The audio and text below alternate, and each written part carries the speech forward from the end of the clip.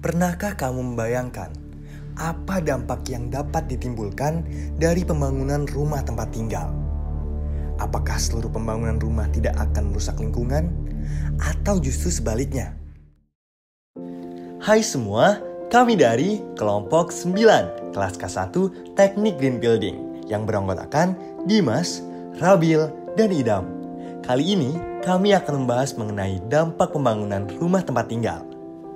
Sebagai salah satu negara dengan penduduk terpadat di dunia, kebutuhan akan tempat tinggal di Indonesia semakin meningkat. Pertumbuhan terkait dengan pembangunan perkotaan dan pembangunan infrastruktur menjadi sebuah hal yang perlu diperhatikan.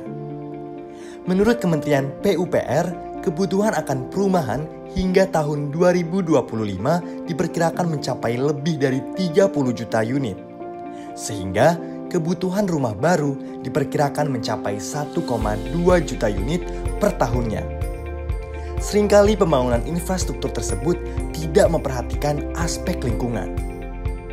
Perlu diketahui, emisi berbanding lurus dengan luas rumah, jenis, dan volume kebutuhan bahan bangunan, serta tingkat kerumitan proses konstruksi. Proporsi emisi karbon pada tahap konstruksi menjadi 41,08% dan pasca konstruksi menjadi 57,78%. Adapun permasalahan lain yang dapat terjadi diantaranya daerah resapan berkurang, penggunaan sumber daya alam yang bertambah, kenaikan kuantitas penggunaan air, global warming, produksi sampah, serta penggunaan energi yang terus meningkat.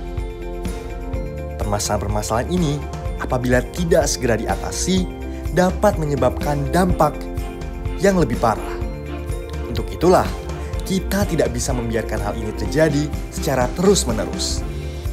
Oleh karena itu, perlu diterapkan konsep green building dalam pembangunan rumah sehingga berwawasan lingkungan. Menurut Green Building Council Indonesia atau GBCI, terdapat 6 konsep green building yang dapat diterapkan dalam pembangunan bangunan tempat tinggal di Indonesia. Yang pertama, efisiensi dan konservasi energi. Merancang bangunan dengan mempertimbangkan orientasi yang optimal terhadap energi matahari, arah angin, dan alam sekitar merupakan hal yang penting. Hal ini akan membantu mengurangi kebutuhan energi untuk penerangan dan sirkulasi udara yang lancar. Kedua, konservasi air. Dapat dilakukan dengan merancang penggunaan air hujan secara maksimal. Contoh yang dapat dilakukan dengan membuat reservoir penampungan air hujan pada area halaman. Ketiga, kualitas udara dan kenyamanan ruang. Kualitas udara harus diperhatikan dengan sistem ventilasi yang efisien sehingga dapat meningkatkan kualitas udara dan memastikan sirkulasi udara berjalan dengan baik. Selanjutnya, sampah yang ditimbulkan oleh pengguna juga dapat mengganggu kesehatan dan kenyamanan ruang, sehingga perlu adanya pengolahan terkait dengan hal ini, salah satunya dengan biopori. Keempat, sumber dan siklus material. Merancang material yang digunakan pada bangunan merupakan konsep selanjutnya. Penerapan yang dapat diterapkan seperti menggunakan bata hembrake. Bata ini merupakan bata ringan yang menggunakan bahan alami seperti kapur, pasir, pozolan, serta serat tumbuhan. Kelima, tepat guna lahan.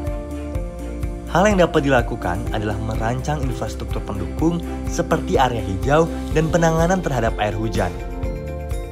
Keenam, manajemen lingkungan bangunan.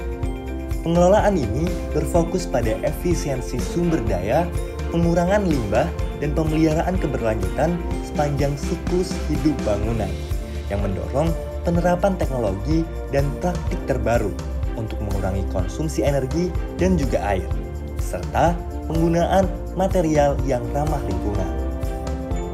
Dengan menerapkan konsep green building ini dalam pembangunan bangunan tempat tinggal, Indonesia dapat bergerak menuju lingkungan yang lebih seimbang antara pembangunan dan pelestarian serta memberikan dampak positif jangka panjang terhadap kualitas hidup masyarakat dan kesehatan lingkungan.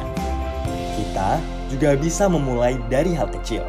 Mulailah dari diri sendiri. Kalau bukan kita, siapa lagi? Kalau bukan sekarang, kapan lagi?